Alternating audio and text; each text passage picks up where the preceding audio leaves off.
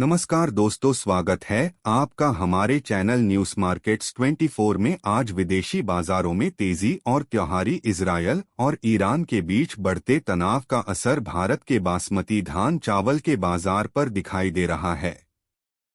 राजनीतिक अस्थिरता के चलते बासमती चावल का निर्यात प्रभावित हुआ है, जिससे घरेलू बाजार में धान की खरीदारी धीमी हो गई है। इसका असर सीधे किसानों पर पड़ा है, जो अच्छे दामों की उम्मीद में थे लेकिन निराशा का सामना कर रहे हैं।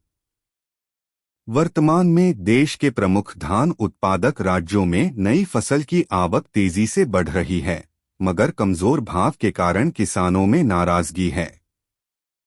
इस वर्ष बासमती की 1509 किस्म का उत्पादन सबसे अधिक हुआ है और इसी की आवक बाजार में अधिक है। पिछले वर्ष इस धान का भाव 3200 रुपये प्रति क्विंटल से शुरू होकर 3800 रुपये तक पहुंच गया था, जबकि इस साल यह 2900 रुपये से घटकर 2700 रुपये प्रति क्विंटल रह गया है। दिल्ली के नरेला मंडी में 1121 किस्म का धान 4200 रुपये प्रति क्विंटल और 1718 किस्म का धान 3700 रुपये प्रति क्विंटल पर बिक रहा है।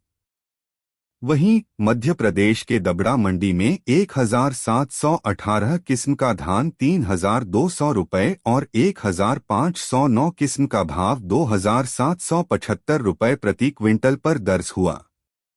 ये सभी भाव पिछले वर्ष की तुलना में औसतन 500 रुपये कम हैं। दरअसल निर्यात में बाधाएं बढ़ने के कारण मिलर्स भी बेहद सावधानी से खरीद कर रहे हैं। हालांकि अधिकतर चावल मिलों के पास सीमित स्टॉक है, लेकिन उन्हें लगता है कि निकट भविष्य में राजनीतिक तनाव कम होने के आसार नहीं हैं। इस वजह से विदेशी खरीदार भी फिलहाल भारतीय बासमती चावल के प्रति रुचि नहीं दिखा रहे हैं। गौरतलब है कि नवंबर के तीसरे सप्ताह तक ईरान अपनी घरेलू फसल की बिक्री को बढ़ावा देने के लिए आयात पर प्रतिबंध रखता है, जिससे भारतीय चावल की मांग में और गिरावट आई है। इसके कारण निर्यातक इस समय नई डील के लिए विदेशी ग्राहकों की तरफ से किसी बड़े ऑर्डर की उम्मीद नहीं कर रहे हैं।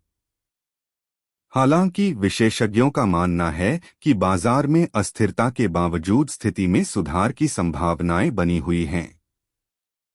इस समय किसानों, व्यापारियों और निर्यातकों को बाजार पर कड़ी नजर रखते हुए तनाव में कमी का इंतजार करना चाहिए।